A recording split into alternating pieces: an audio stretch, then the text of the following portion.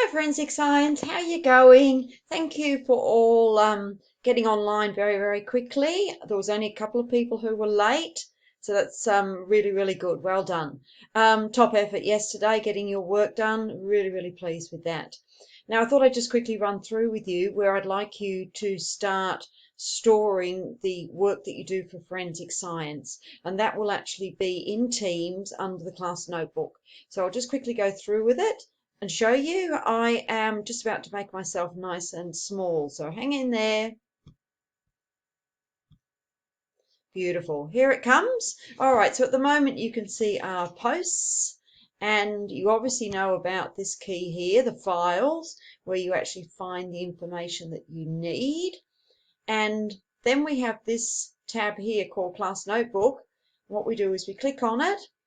Takes a little while to open up, but actually that was quite quick. And then we come to this arrow that appears maybe 5 seconds later.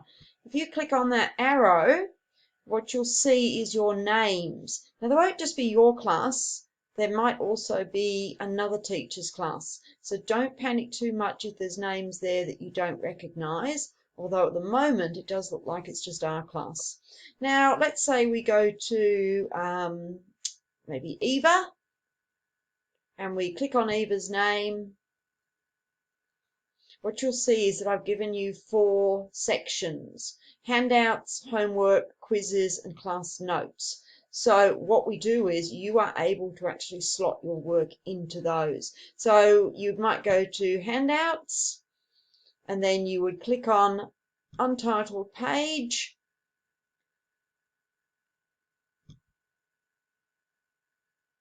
and what it will then do is move this page over to here, and it will actually allow you to insert a file into that. Now, the reason I can't do it is that I'm not this particular student, but I can do it over here. So I'll just show you. Right, here is teacher only. So I'm going to go to using the teacher. Beautiful. I'm going to click on here.